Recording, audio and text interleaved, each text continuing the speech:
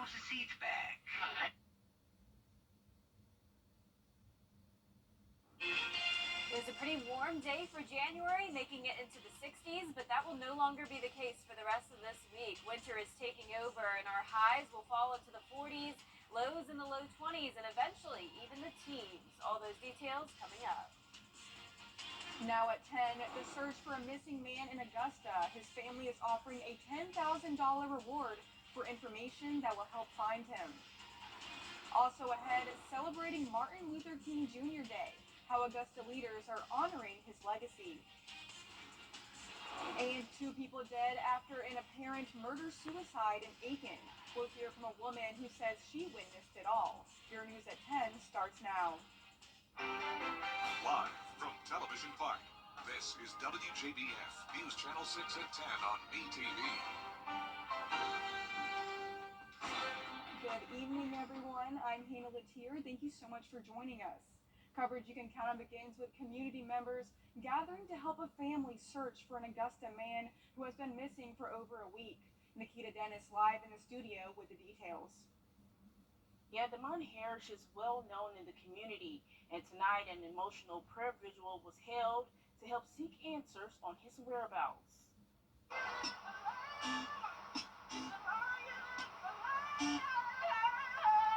His mother deserves answers. His son deserves answers. His father deserves answers.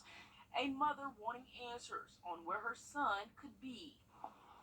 In the world, everybody love him. Now the community is coming together to help find 31-year-old Damon Parrish, also known as Poke or Antoine. His family says he was last seen on January 8th. We have a mother right here who wants to lay eyes on her son. She deserves to lay eyes on her son. And so we're praying tonight for answers. We're asking God to touch the heart of the people who knows where he is, because someone knows where he is.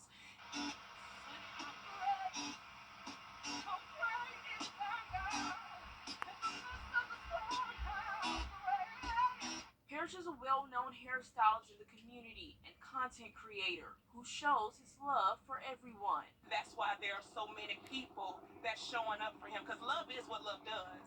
And so it's not hard to show up for him because he's shown up for so many people. He is that one call, that's all. A $10,000 reward is being offered in an effort to help find Parrish. He also has a big platform on social media. His family says they are now using that platform to get the word out. He has a huge support system, and we will not stop. We will not stop until Damon is home. We have reached out to the Richmond County Sheriff's Office on more information about this case. We'll keep you updated. Back to you, Hannah. Thank you, Nikita, and we hope that he's found as soon as possible. 2 people are dead after an apparent murder-suicide in Aiken. Investigators say 55-year-old George Britt came into the Murphy's Express on Richland Avenue and shot his wife, 43-year-old Tiffany Britt. They believe George Britt then turned the gun on himself. Witnesses say an off-duty officer at a nearby car wash came over to help. She screamed, "A woman know when a woman is in need." So I asked her, "So you need me to dial 911?" And she said, "Yes." So I dialed 911, and there was a couple of other guys that came over. So the next thing you know, I'm waiting for the police to come. Everybody waiting. And so when he heard the police coming, he just shot her. He had the gun in his jacket. To her stomach, he just shot her. And then he was getting ready to run, and then the man caught him and was trying to hold him, but he couldn't hold him, and shots was just firing off. And the next thing you know, he ended up shooting his own self in the head. And I just cried like a baby. Domestic violence is no joke. It's for real. Both Tiffany and George Britt will be autopsied in Newberry. 2 people were also found dead in an apparent murder-suicide in Richmond County. Investigators say 41-year-old Rebecca Williams was shot and killed inside a home on Holden Drive. 43-year-old Michael Williams was found inside the same house from an apparent self-inflicted gunshot wound. Both were pronounced dead at the scene. It's time now for a first look at our weather. Here's meteorologist Jenna Petracci. Jenna, it was a pretty day today, but I got a feeling that could all change soon. Yeah, that's right. Today was definitely the warmest day we'll have for quite some time. We made it into the 60s, and that will no longer be the case starting tomorrow. Here's a live look now at our Terry Lambert Hyundai Skyview cam at Augusta Regional Airport. Notice our flag not blowing at all. Winds are very light, and check out that beautiful crescent moon we're seeing as well in the background. Our winds are only up to around 3 miles per hour at the most here in town in the central portion of the CSRA, 5 miles per hour along our western counties. And as for satellite and radar, notice we had some clouds earlier. Those are starting to push off towards the southeast, so that's how we're able to see that beautiful moon.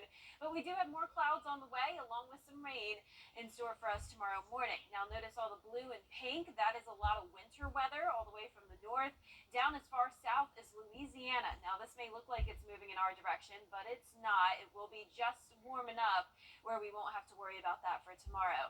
Today's high was 66 degrees, well above average for once. Low of 30 was below average though, so we had a chilly start to the day, but it will be warmer tomorrow morning. Right now we're still in the 40s and even some 50s. 54 in Allendale, Augusta at 44, 43 in Crawfordville, 50 still in Waynesboro, and 42 in Washington. So all of us at least 5 degrees warmer than it was this time yesterday. Some of us 15 degrees warmer. So when you head out the door tomorrow morning, no need to bundle up too much. We'll be in the low 40s, so keeping it well above freezing. But those low 40s will end up being our high temperatures as we go into Wednesday, and our low temperatures will be in the 20s, and that will stick around for quite some time. So a cooler Tuesday with some showers, big cool down on Wednesday, showers return on Friday, and then the major cold comes in the picture over the weekend. All those details are coming up, but back to you, Hannah. All right, Jenna, thank you so much. Mayor Garnett Johnson, along with local nonprofits, coming together for a day of service in honor of Dr. King. Graham Lee reports. For his second annual MLK Service Day, Mayor Johnson and his staff partnered with community members and nonprofits to serve the community here at the Master's Table Soup Kitchen. The mayor and his team spent the day working together with several organizations to provide showers, hygiene kits, healthcare screenings, and warm meals to hundreds experiencing homelessness and food insecurity. Some of the simplest things that we take for granted. This morning, I took a hot shower in a warm house to get ready today. Unfortunately, we have hot showers and a change of clothes, but as you know, it's still a little cool outside. Some of these individuals don't have the opportunity and the luxuries that we share as Americans. Golden Harvest Food Bank President Amy Brightman says these efforts are a massive help to them as the hunger problem continues for adults and children in our area. That is really heartbreaking, and it's really, in direct correlation with what's happening in the economy with rent and utility costs and gas prices and food costs, that people are needing to turn to places like this for assistance. So I think us coming together and serving is just really powerful. And in light of MLK Day, the mayor says serving the community honors the legacy of the man who had a dream.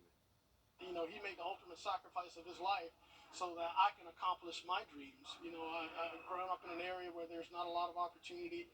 Now we have the freedoms to live where we want to live. You can go to school to where you want to go to school. You can worship however you want to worship. The mayor says serving the community has the power to unite people no matter their background, which is just what Dr. King stood for. In Augusta, Graham Lee, WJBF, News Channel 6. Queendom Motivators Incorporated is a nonprofit organization based in Thompson, Georgia. These women are all about supporting their community and will meet the president this week on Jenny. The members are committed to facilitating networking opportunities and conducting workshops on everything from finances to mental wellness and education. They also have an awards show coming up to celebrate community accomplishments, an event that's about love and unity. We already are so separated with religions and politics and everything else. I think if you learn to separate everything and just look at each other as human beings, we can learn to embrace each other. Absolutely. Absolutely. Yeah. We'll hear more about Queendom Motivators and the People's Choice Awards. Plus, Maestro Dirk Meyer stops by with a look ahead to this month's Big Symphony Gala and tips on decluttering the Greenway. Tuesday at 12:30 on Jenny. Still ahead, Jenna has a full look at our forecast, plus gun laws in the Palmetto State, what you need to know about legislation that would allow more relaxed regulations on carrying a firearm. When your news at 10 continues. Now, your most accurate forecast. Now, your most accurate forecast with WJBF Live Viper 6. Welcome back. I want to start out with a school shout out. For my first school visit of 2024, I went to Grace Child Development Center in North Augusta, and I spoke with the real little kids ages 3 through 5, and they did a great job following along with the presentation and learning a lot about the weather, and they had some great questions as well. So thank you, Grace Childhood Development Center, for having me. Definitely looking forward to coming back. Here's a live look at our Terry Lambert Hyundai Skyview cam now over at Doctor's Hospital. It's a nice dry night. Chilly, but not nearly as cold as it could be. We're sitting at 44 degrees. Winds are calm, no rain in sight, getting chillier as we look further up towards the north. 42 in Washington and Lincolnton, Edgefield at 44, but we're even still seeing some 50s on our map. 51 in Bamberg, 54 in Allendale, and same thing in Swainsboro. Satellite and radar showing the clearing skies up towards the north. That's why those temperatures are dropping faster. The clouds are still acting as a blanket for some of our southern counties, keeping us a bit warmer. We do have a cold front approaching, and notice an area of light showers along that, and also some winter weather well behind it. So this will not be moving in, but the light rain will. So we will have some showers in the forecast for a Tuesday, followed by some very cold temperatures, similar to what the rest of the country is dealing with. So we're actually still on the warmer side of things, just barely. That cold front will move in, and then we'll see our temperatures drop down very rapidly starting on Wednesday. But in the meantime, tomorrow, cooler than it was today, but we will still make it into the 50s. But then, as we go into Wednesday, our highs will only be in the 40s. At least we won't be in the ones like it is all the way up towards the north. But notice the low temperatures will be very, very cold, going down to 20 degrees on your Wednesday morning, 21 on Thursday morning. We'll briefly warm up to 35 thanks to another system moving in, bringing us more clouds. And then behind that front, we will drop down even further. We have issued a Viper 6 alert day for Sunday, as we will be at 16 degrees in Augusta. Could be even colder than that in some other portions of the CSRA. And in addition to that, we have some rain chances this week, though very low, 30% tomorrow, and then once again for your Friday. Here it is on Futurecast. Tomorrow morning, cold front will be moving in. There's the showers, and the freezing rain will not make it to our area. We will be too warm for that tomorrow. High pressure takes back over. Not a cloud in the sky on Wednesday, just the cold temperatures to deal with over the next couple of days after we get through tomorrow. At 4 a.m. in the morning, some of our northern counties could deal with some of that light rain. Could be a little bit heavier at times, but for the most part, I'm expecting this to be a light shower or two for us, and then this moves out by the afternoon, clearing skies with the winds breezy and the cold air moving in. You can see as that front moves in, the cold air will filter in quickly, upper 20s already by midnight, and then those low to mid-20s by Wednesday morning, and even as low as 10 degrees in parts of the Atlanta metro. Our lows tonight, though, not bad at all, upper 30s to mid-40s. Highs tomorrow will be also in the upper 40s to low 50s, so not warming up too much tomorrow. Your 10-day forecast showing that chance of rain on Tuesday and Friday. The rest of the days will be nice and sunny, and then it's going to be this weekend where we struggle to even make it to the 40-degree mark, and once again, 16 degrees on Sunday morning, Hannah. I always feel like it's freezing when I'm anchoring with you. Yes, and it's always, you can tell because it's freezing in the studio, too. I know, and it's just going to get worse. I know, but we're just going to have to brace ourselves. Yep. Well, South Carolina lawmakers are expected to move on a bill allowing constitutional carry of a firearm. State law requires you to have a concealed weapon permit to carry a handgun open or concealed in public places. The constitutional carry bill would eliminate the requirements to get a permit, allowing those 18 years old and above to carry a firearm with no training. While supporters applaud this effort, Moms Demand Action hopes to see the bill fail in the Senate. And still ahead, an update from the 2024 Iowa caucuses tonight. We'll bring you the latest on the results and more as coverage you can count on continues. What's under your... The election results are coming in from the highly anticipated Iowa caucus. Raquel Martin reports and gives us the details on the fight for second place. While Donald Trump is expected to be the clear winner, there is certainly a lot at stake in the race for second place. Tonight's results could determine if Nikki Haley and Ron DeSantis' campaign can generate enough momentum to take on Trump in future primary states. After a nearly year of on-ground campaigning, town halls, and millions spent on ads, the 2024 campaign kicks into high gear here in Iowa. Today is the day we make history. On caucus day, former South Carolina Governor Nikki Haley stopped in a Des Moines diner to make a last-minute pitch. We tune out the noise of the politicians and we raise the voices of Americans that say, we want a better day. I'm going to be fighting for you.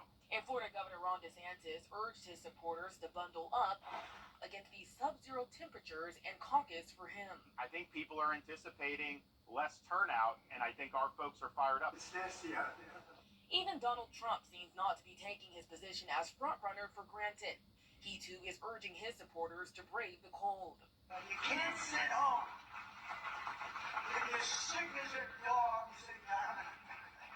Even if you vote and then pass away, it's worth it. The latest polling has Trump leading. 48% of those in the survey say they plan to caucus for the former president, with Haley and DeSantis battling for a distant second place. Tonight, Iowans will gather at more than 750 sites across the state, and weather conditions could present a challenge for every candidate on the ballot. Right now, it remains unclear exactly who might benefit if some voters choose to stay home. For now, in Des Moines, Raquel Martin, back to you. Former President Donald Trump has won the nomination in Iowa tonight with 53% of the vote. Ron DeSantis currently sits at 20% of the vote, with Nikki Haley at 18%. We'll keep you up to date with the latest. The holidays. Or visit AugustaMiniTheater.org.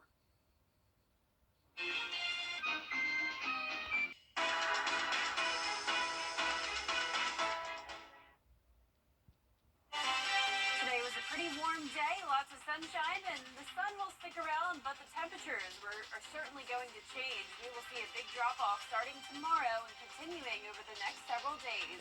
All those details coming up. Right now on News Channel